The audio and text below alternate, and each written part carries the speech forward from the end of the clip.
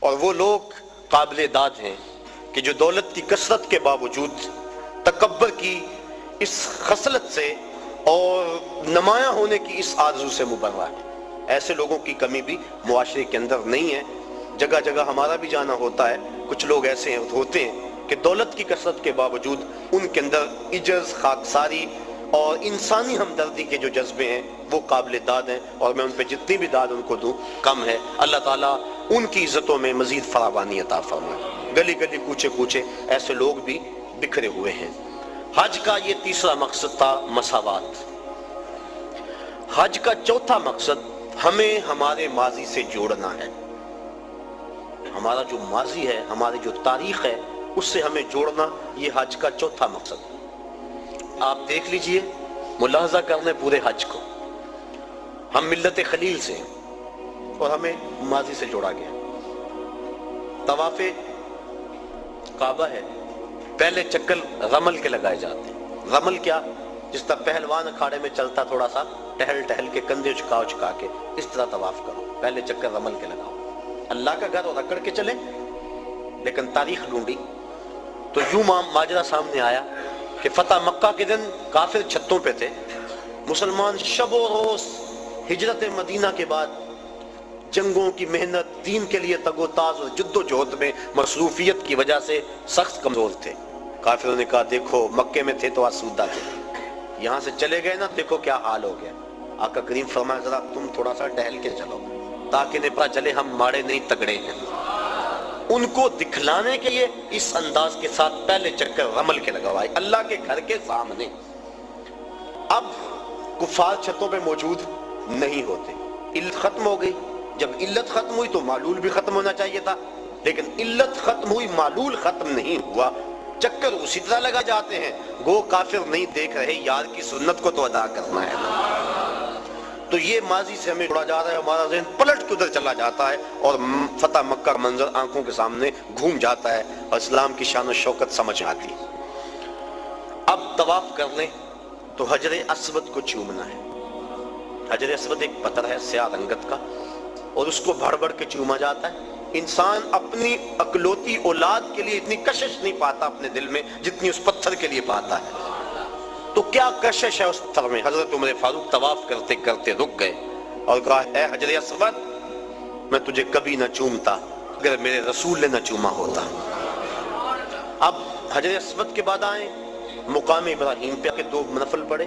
اللہ تعالیٰ نے اس کو کہا کہ اس کو صلہ بنا لو، کیوں کہ اس پتھر پہ میرے خلیل علیہ السلام کے قدم لگے۔ میرے گھر کا طواف کر لیا، لیکن اگر محبت کی ریت سمجھتے ہو اتنی دیر تک طواف نہیں مانوں گا جتنی دیر تک تمہاری پیشانی وہاں نہ آئے جہاں میرے یار کے قدم آئے۔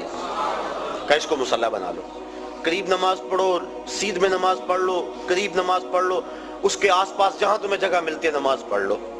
یہاں نماز پڑھو گے اللہ تمہاری نماز قبول کرے گا، حج بھی قبول کر لے گا۔ ذرا غور کیجئے، اسلام نے تو پتھروں سے دور نہیں ہٹایا، پتھروں سے ہٹایا ہے، پتھر توڑے گئے، لیکن حجر اسود بھی پتھر، مقام ابراہیم بھی پتھر، ان پتھروں کے نیڑے کیا جا رہا ہے۔ پتھروں سے دور کیا، ان پتھروں کے قریب کیا جا رہا ہے۔ کہا یہ وہ پتھر ہیں جس پہ کسی کے قدم لگے ہیں، کسی کے لب لگے ہیں، اس لیے ان پتھروں کے قریب کیا جا رہا ہے۔ اب آگے آئیے، چاہے زمزم پہ چشمہ پھوٹ رہا ہے، پانی کھڑے ہو کے پئیں، جو دعا مانگے پوری ہوگی، جس نیت سے پئیں پوری ہوگی۔ دنیا کے اوپر جتنے بھی چشمے جاری ہیں، وہ کشمیر میں ہو یا دنیا کے کسی اور خطے میں، وہ چشموں کو جاری کرنے والا کون ہے؟ اور چاہے زمزم کو جاری کرنے والا کون؟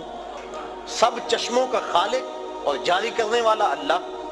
تو اس چشمے کو بھی اللہ نے جاری کیا، باقی دنیا کے چشموں کو بھی اللہ نے ہی جاری کیا، لیکن اس چشمے کا پانی کھڑے ہو کے پئیں، اس کا پروٹوکول ہے، اعزاز ہے۔ باقی چشمے بھی اللہ کے جاری کردہ، اس میں کیا خصوصیت ہے؟ اس لیے کہ اس چشمے نے اللہ کے نبی کے قدموں کے بوسے لیے ہیں، حضرت خلیل کے فرزند ارجمن حضرت اسماعیل کے بوسے لیے، ان کے قدموں کے بوسے لیے۔ اور جس نیت سے پیو، علماء کہتے ہیں اس نیت کو اللہ پورا فرما دیتا ہے۔ سین حرم میں بڑا ہجوم تھا، ایک بہت بڑے محدث آئے ہوئے تھے، لوگ ان کی زیارت میں بڑھتے تھے، رش بڑا تھا، جو مسافہ کرتا دھکا لگتا آگے چلا جاتا، پھر دوسرا آدمی آ جاتا۔ ایک آدمی نے دیکھا، اس کا جی چاہا کہ میں ان بزرگوں کے پاس چند لمحوں کے لیے بیٹھوں، چونکہ اللہ والوں کی صحبت بہت بڑی دولت ہے، اگر مل جائے تو غنیمت سمجھنا چاہیے۔ تو وہ چاہے زمزم پہ آئے، آب زمزم پیا، اور پھر ان بزرگوں کے پاس جا کے کہنے لگے ایک مسئلہ پوچھنے آیا ہوں۔ انہوں نے کہا پوچھو۔ کہا سنا ہے آب زمزم جس نیت سے پیو وہ نیت پوری ہو جاتی ہے، تو کیا یہ ٹھیک ہے؟ تو وہ محدث جن کے پاس ایک لمحہ بھی نہیں تھا، لوگ لائن میں آتے اور آگے جاتے، کہنے ہاں بالکل ٹھیک ہے۔ کہا پھر میں ابھی آب زمزم پی کے آیا ہوں اور اس نیت سے پی کر آیا ہوں کہ آپ سے اللہ کے رسول کی 100 حدیثیں سنوں گا، یہ ہے میری نیت، اور ابھی میں پی کے آیا۔ تو وہ فرمانے لگے بیٹھ جا، پھر باقی کام بعد میں ہوں گے، پہلے 100 حدیثیں سن لیں۔ تو آب زمزم جس نیت سے پیا جائے وہ نیت پوری ہوتی ہے۔ کیا اعزاز ہے اس میں کہ اس نے اللہ کے نبی حضرت اسماعیل علیہ السلام کے قدم چومے۔ آگے آج صفا مروہ پہ میں یہ عرض کرنا چاہ رہا ہوں، آج کا مقصد ہے ہمیں ماضی سے جوڑا جا رہا۔ صفا مروہ نصف میل کی دوڑ ہے اور 7 چکر میں 3.5 میل بن جاتے ہیں۔ حاجی تھکا ہوا ہوتا ہے لیکن اس کو یہاں حکم ہے دوڑنے کا، اور وہاں عجیب مستی میں لوگ دوڑ رہے ہیں، بچے بھی، بوڑھے بھی، جوان بھی، مرد و زن، جن سے دوڑا نہیں جاتا وہ ریڑیوں کے اندر ان کو ڈالا ہوا ہے، ان کو کھینچا جا رہا ہے، وہ بھی دوڑ رہے ہیں۔ میلین اخضرین کے اندر تو جو ہے وہ عجیب سما ہوتا ہے، سروں کا سمندر نظر آتا ہے۔ دوڑنا بھی کوئی عبادت ہے، دوڑے جا رہے ہیں، مقصد کیا؟ حضرت حاجرہ تو اس لیے دوڑی تھی کہ ان کو بیٹے کے لیے پانی چاہیے تھا، حاجی کی بغل میں پانی کی بوتل ہوتی ہے، اور وہ تو اس لیے دوڑی تھی کہ بیٹے کے لیے پانی کی تلاش تھی، اور یہاں حاجی کے ساتھ بیٹا بھی دوڑ رہا ہوتا ہے۔ ماں بیٹا، باپ بیٹا اکٹھے دوڑ رہے ہیں، پانی کی بوتل بغل میں ہے لیکن دوڑ رہے ہیں۔ تو کیا یہ پانی کے لیے دوڑ رہے ہیں؟ نہیں۔ بیٹے کے لیے دوڑ رہے ہیں؟ نہیں، یہ تو محبوب کی ادا کو ادا کر رہے ہیں۔ اور حضرت حاجرہ نے اس وادی غیر ذی زرع کے اندر جس طرح جرأت و استقامت کا ثبوت فراہم کیا، آپ نے علماء سے سنا، تفصیل کا وقت نہیں، کہ جب جناب خلیل علیہ السلام سیدہ حاجرہ کو چھوڑ کے واپس پلٹنے لگے تو یہ سحر کا وقت تھا، تو حضرت حاجرہ بھر کے ان کا دامن تھام لیا، تمسکت بعضیالہ، دامن تھام کے پوچھنے لگی اس تنہائی اور غربت میں چھوڑ کے کہاں جا رہے ہیں؟ وہاں انسانی وجود کیا، حیوانی وجود بھی نہیں تھا۔ مورخ اسلام افی جلندری اس جگہ کا نقشہ کھینچتے ہوئے لکھتا ہے وہ وادی جس میں وحشت بھی قدم رکھتی تھی ڈر ڈر کے، جہاں پھرتے تھے آوارہ تھپیڑے باد سر سر کے، جہاں پر گھاس اگتی ہے جہاں نہ پھول کھلتے ہیں، مگر وہ سرزمین ہے آسماں بھی جھک کے ملتے ہیں۔ محیط پہاڑوں میں دن کو ڈر لگے، عورت ذات اور معصوم بچہ گود میں، نہ پینے کے لیے کچھ ہے، نہ کھانے کے لیے کچھ، نہ کوئی ہمسائیگی، عورت کا وجود۔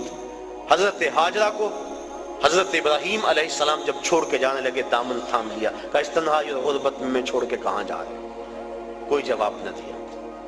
پھر قدم اٹھایا تو آگے بڑھی، پاک تینت خاتون نے پھر دامن پکڑا، کہا اس تنہائی میں چھوڑ کے ہمیں کہاں جا رہے ہو؟ لیکن جناب ابراہیم علیہ السلام کی آنکھوں میں آنسو تو ہیں لیکن جواب کوئی نہیں دیا۔ پھر قدم اٹھایا اور پھر دامن کو پکڑ کے کہا اس غربت و تنہائی میں چھوڑ کے ہمیں کہاں جا رہے ہو؟ میرا نونہال جو میری امیدوں کا چراغ ہے یہ ضائع نہ ہو جائے کہیں، اور یہاں پانی بھی نہیں ہے، اور میں عورت ذات، کہاں چھوڑ کے ہمیں جا رہے ہو؟ حضرت خلیل علیہ السلام نے پھر جواب نہ دیا، تو حضرت حاجرہ نے بات کو بھانپ لیا اور کہا کیا اللہ کا یہ حکم ہے؟ قال نعم، کہا ہاں، کہا پھر آپ جائیے، آپ خیر سے جائیے، اگر اس کا یہ حکم ہے تو وہ ہمیں ضائع نہیں ہونے دے گا۔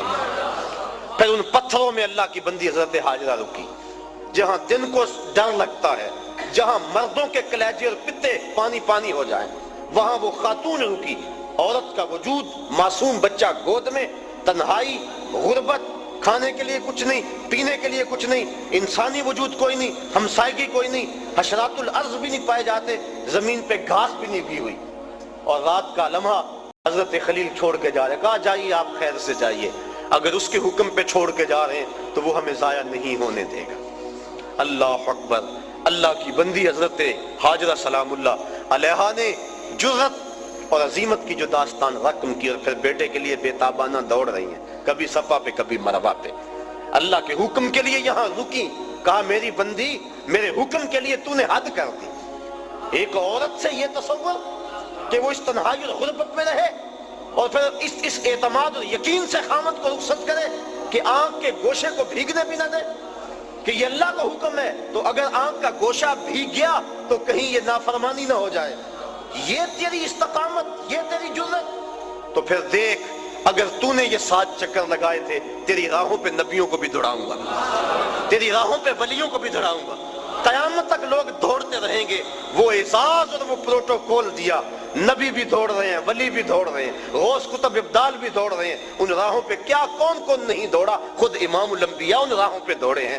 کہا دن کو جائیں دوڑ لگی ہوئی ہے، رات کو جائیں دوڑ لگی ہوئی ہے، پچھلے پہر جائیں دوڑ لگی ہوئی ہے. سروں کا سمندر ہے، برستی بارش میں دیکھیں دوڑ لگی ہے، کڑکتی دھوپ میں دیکھیں دوڑ لگی ہے.